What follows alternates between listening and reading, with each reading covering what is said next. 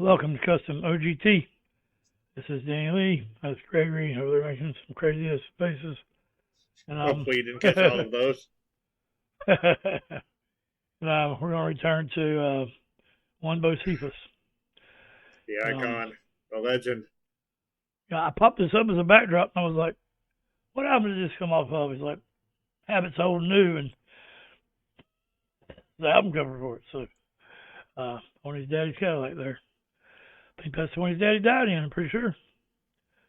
So yeah. So right off the bat, Hank is always a joy to react to, but just want to shout out to Gary Goodman, channel's resident Hank Williams Jr. guru. He's actually taught Danny a thing or two, which I didn't think was possible regarding Hank. More than a thing or two. And he gave me the book, the Living Proof book from 1979, cover written with Michael Bain. That's the year I was born, 79. This year Hank had his big come out album. And yeah. So this one is from 1980. Habits Old and New, 31st studio album. It started at number 4. The set list is Old Habits, Dinosaur. I ain't writing a song by the drummer. Like Elijah. Here I Am, Falling Again. That's a hell of a name. Blues Man, All in Alabama, which we're going to do right now. The American Way, Move It On Over, Won't It Be Nice. And if you don't like Hank Williams, you can kiss our ass. Yeah. So, I mean, I've heard the song before, but not a lot. I can't sit here and sing it, and I can sing most songs without Hank playing. And listening to something in passing casually and deep diving into it as a reactor are completely different things. So, oh yeah, we listened to something. And it was a simple song by Hank. Anyway, I heard things in that I had never heard because of the headphones. Yeah, it's gonna drive me crazy now, but anyway. All in Alabama. Check it out. So, I got a lyric video pulled up just so we ain't got to pull the lyrics up.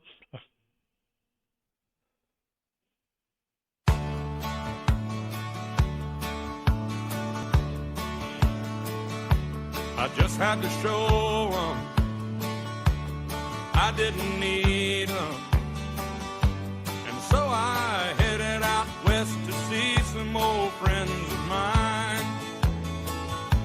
I thought if I'd climb up old Ajax Mountain, maybe that would help me get it all off my mind. I made it up to the top, picked out a clear spot. I thought a whole lot about the rest of my life. I had no idea then soon it would nearly end.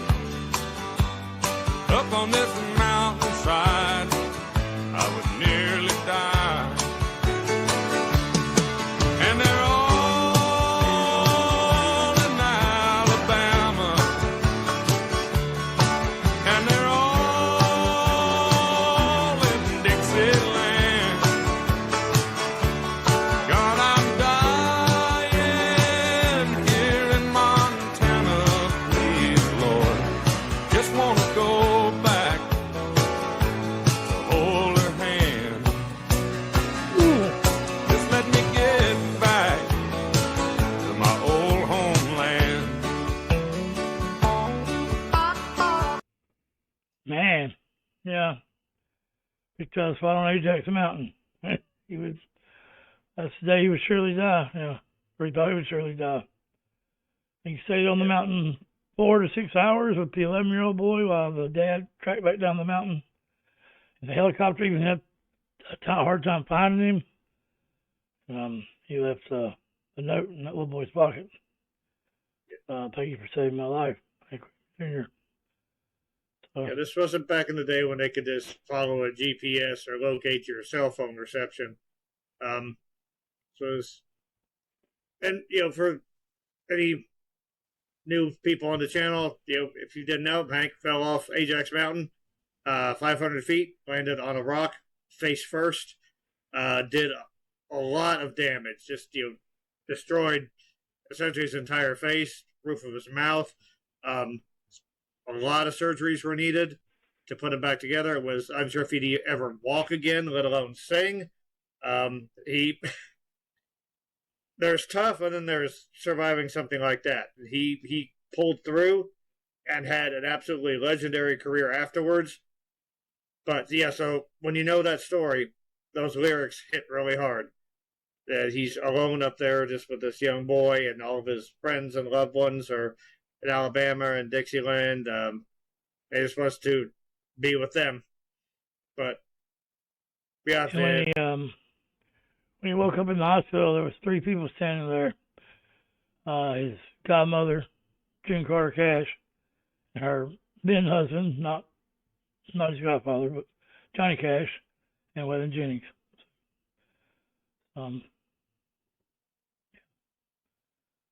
So people that really be there for you when you're down.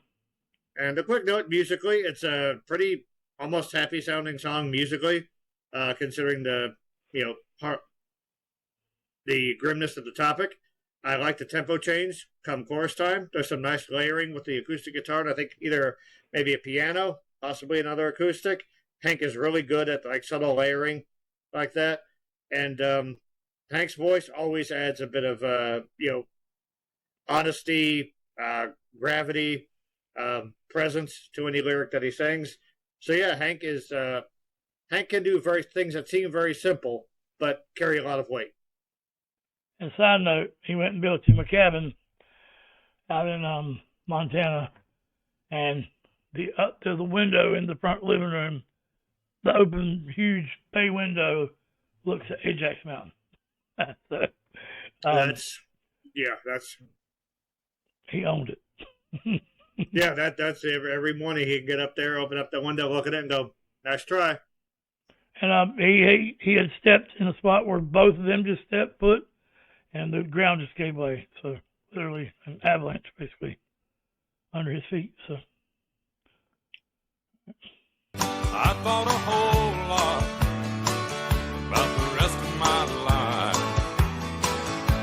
I had no idea then soon it would nearly end.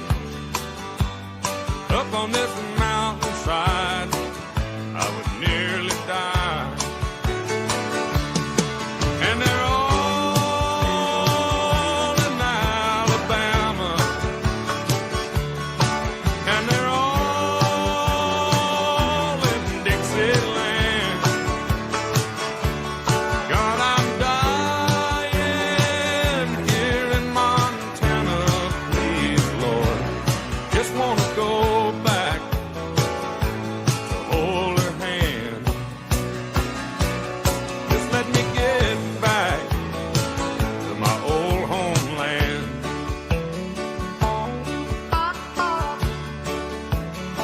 They said I'd never sing again. I learned a lot about my friends. When you're shot down and out, you don't get many calls. But I saw some tears in some eyes. Soon my poor old mother would die. I nearly lost it all when I lost my grandpa. But you can find us all in Alabama. Yeah, we're all down in Dixieland. I didn't die out in Montana, no, Lord. You let me get back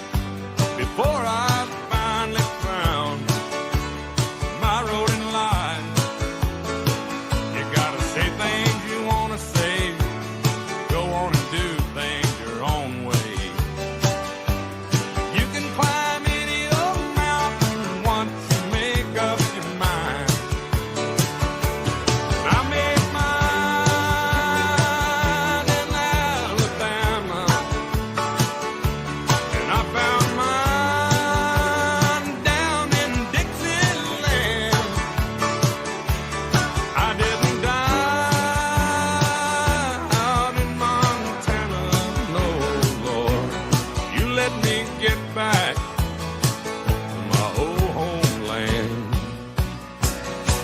And I'm gonna hold on to her hand. Yeah. Yeah, he's talking to God, I think, during that song, because he said he made a deal with God on the mountain. You let me sing again, I'm going to give up the bullshit. I ain't saying give up all the bullshit, but he changed his life for sure. It's interesting. You get to sort of hear that yearning in his voice just for home. You know, that's it's good to have something to ground you. Home, family. His commentary about, you know, learning a lot about friends when you're down and out, that is sad but true. A lot of people will abandon you when you need them the most. But man, when you're doing well, they'll come out of the woodwork to rub shoulders with you. It's Hank has always, for the longest time, struggled under the shadow of his father, legendary Hank Williams, and I do sort of feel like you know, nothing worthwhile ever comes easy. It's sort of like in that mountain, Hank sort of fell into the fire, the furnace, and came out a forged, fully forged weapon. You know, it's like even the sunglasses and the beard, which he wears to hide his scars, like that's his iconic look now. And that, you know, he looks nothing like his father, which he really did when he was younger. So it's almost like that was a violent separation between his past and his future. And he decided, I'm going to do it the way I want to do it. And if you don't like that, well, you can kiss his ass. And Jerry Goodman sent me a thing to where Waylon Jennings, just like he did in the We Are the World, with when he said, you know, good old boys ain't gonna see no Swahili lyrics.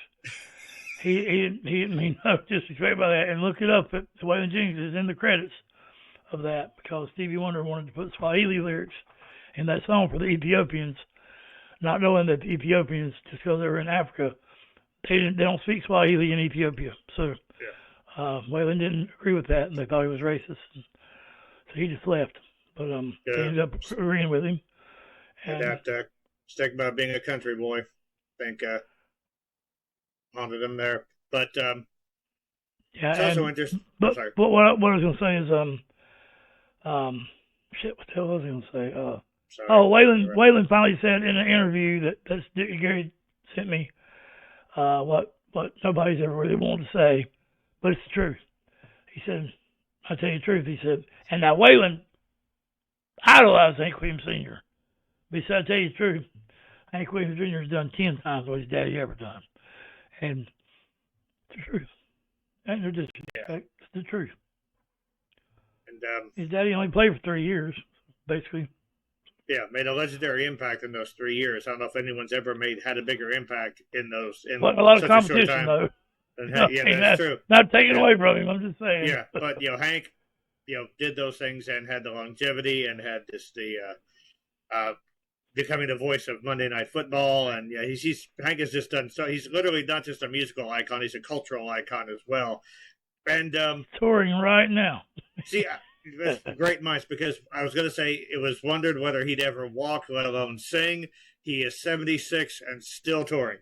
So he went on the road when he was 8, literally. Yeah. And